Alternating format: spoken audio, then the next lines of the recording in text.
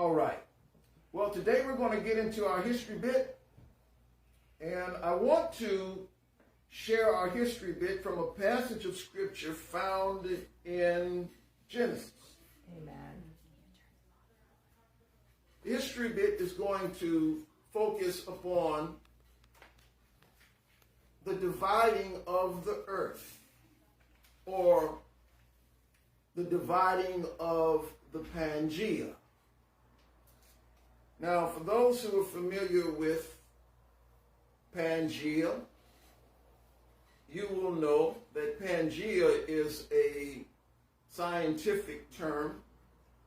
And for those who are not familiar with the word Pangea, it's a scientific term that refers to the earth, the landmass, before it was broken up into continents. Because Pan refers to all. Gea refers to the land, the dirt, the stuff we live on, the stuff that's not water, all right? Just to be specific. And so when we consider the dividing of the earth, or the dividing of the Pangea, we're looking at something that the Bible actually addresses and makes known. You know, a lot of the things that we may hear or read about in science, some may think, oh, well, that's a new discovery. Oh, well, this is, but they don't realize that all of that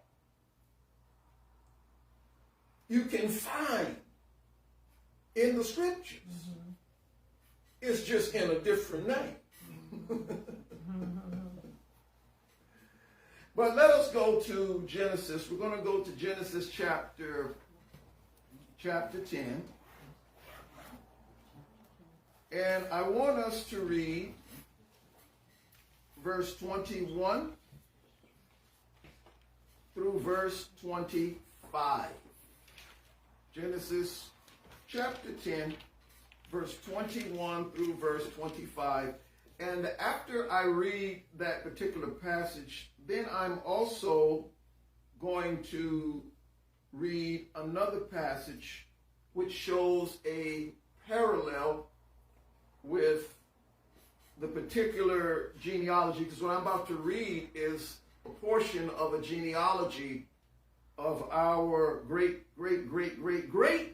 grandfather Shem. Because I want to show us something as to how the Almighty was working and why he divided the landmass, the earth. Verse 21. To Shem also, the father of the children of Eber. I want you to highlight that. Eber, all right? Because we're going to talk about Eber's son. The elder brother of Japheth, children were born. The descendants of Shem, Elam, Asher, Arphaxad, Lud, and Aram. The descendants of Aram, Uz, Hul, Gether, and Mash. Arphaxad became the father of Shelah, and Shelah became the father of Eber. To Eber were born two sons. The name of the one was Peleg. Highlight that. Peleg. For in his days the earth, the Aretz, was divided. And his brother's name was Yoktan. So here in this passage, we see something interesting, because we note that the focus of this part of the genealogy coming from Shem is connected with Eber. All right? Eber has a son named Peleg, because in the days in which Peleg was born, it says that the earth, the Aretz, was divided. In Hebrew, the word Aretz refers to a enclosed and boarded off region. So the idea that you get is that the initial earth or land was one landmass. Y'all catch that? Mm-hmm. And when we go back to the book of Genesis in the first chapter, what we find as it describes creation, or some might call recreation, depending on how you see it, it says that the Aretz came out of the waters. That's what it says. That the Aretz, or the land, came out of the waters. So to the peoples that lived during that time, the Aretz was just one huge landmass. That's all it was. And everything else was surrounded by water. It happened during the generation of Eber and Eber's son Peleg being born. Now I want to count a couple generations down, because what we see is that from Shem has Elam, Asher, Arphaxad, Lud, and then and Aram.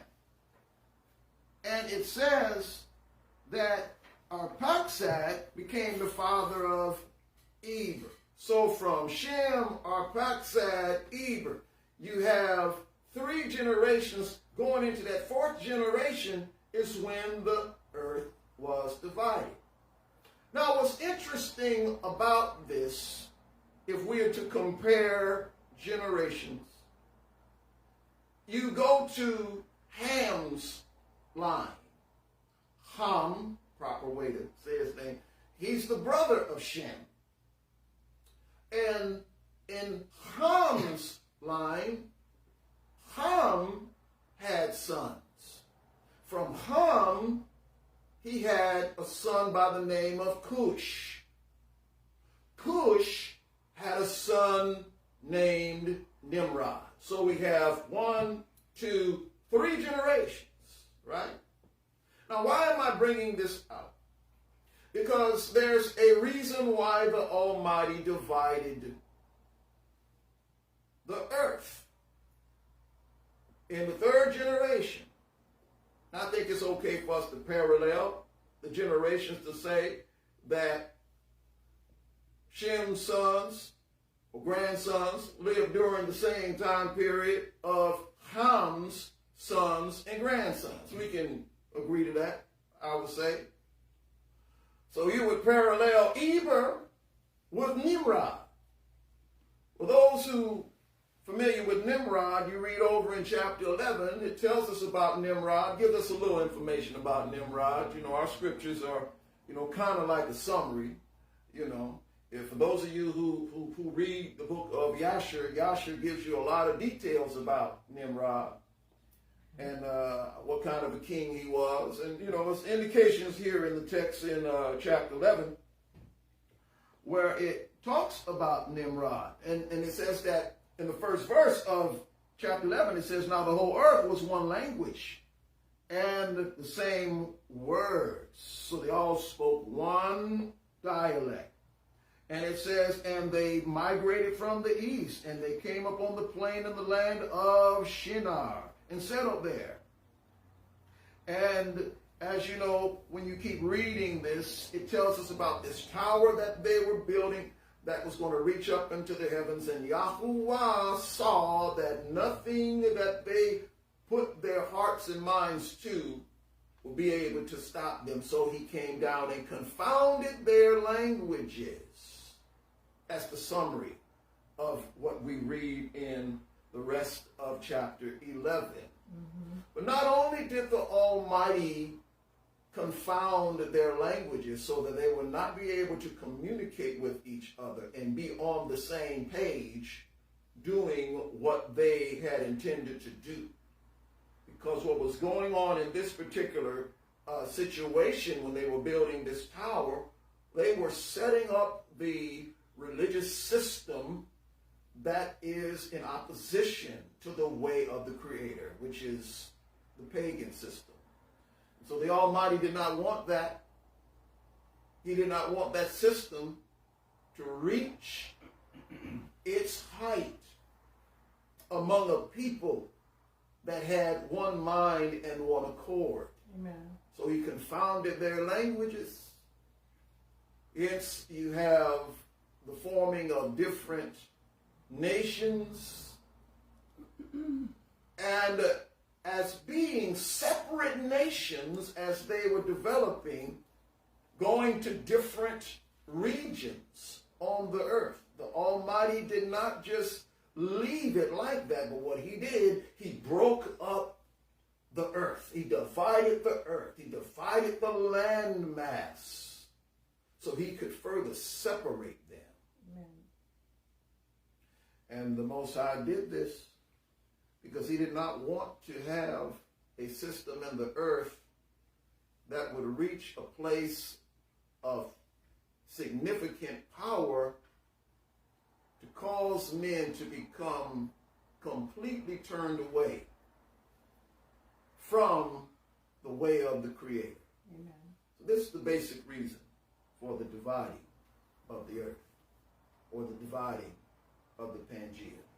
And I wanted to share this with us because so oftentimes when we look at things around us and we begin to ask about why things are the way they are, we look at the world in which we live, we see it, and we think in our minds that when Messiah returns, that this is what it's going to be like, or this is what it's going to look like. But when Messiah returns, there's going to be a major restoration of things. And one of the things that's going to take place as a part of the restoration is going to be these continents, as we call them, coming back together. Mm-hmm. And this is not always talked about. It's not always discussed. But it's something that we need to be mindful of because as Messianic Israelites, we need to be able to see the plan and the purpose of the Creator a bit more accurately. As we see things accurately, it helps us to be able to look at the Scripture and then be able to see, okay, I understand how this is going to be. And I'm going to give an example of something, and then we're going to conclude with the history bit. But, you know, the Scripture teaches in the book of Isaiah, Yeshayahu, it teaches us that from Shabbat to Shabbat and from new moon to new moon shall all flesh come to worship me. Yes. After the Messiah comes, all who are in Israel and all of those who will have survived from the great battle and destruction will be subject to the king. It says that from Sabbath to Sabbath that all flesh will come. All of them will come to Jerusalem to worship.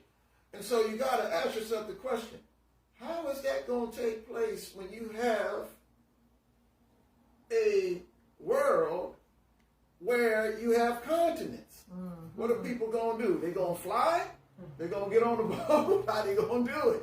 Now, I don't know exactly how it's going to happen, but what we do know is, because the Scripture speaks of a restoration of all things, we know that the continents are going to come back together and become one landmass again.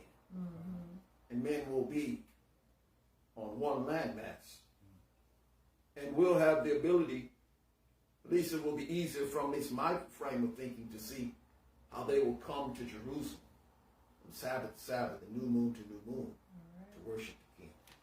And so these are just some things we want to bring out just to help you to be able to understand the Scripture a bit more accurately. And when scientists try to come up and say, you know, what they have discovered and what they think, we have a biblical answer for them. We have a more accurate answer based on biblical history. Because the Scripture is a book of history, as well as a book of teaching, as well as a book of wisdom, as well as a book of morality and spirituality, it's also a book of history. Yes. And we do not want to ever discount that. While others may discount it because they have considered the scriptures to not be credible, because in their concept of credibility, they do not consider the Bible to meet their standards. Well, the Almighty is not concerned about the standards of men. The Almighty is concerned about his word. And we know that it's a book of history. Yes. We know it's an ancient book. And we have archaeological finds to prove its credibility. That it wasn't some man that just all of a sudden decided he was going to put this book together. Like the Quran being put together by one person. But it was put together by many individuals in different generations, in different periods of time. That's right. And it was compiled together with the running theme of Elohim and his Messiah. So we want to be mindful of that. So I hope this has helped to enlighten and encourage you, and to give you a little something to think about and consider something to go and study. Bless the Almighty.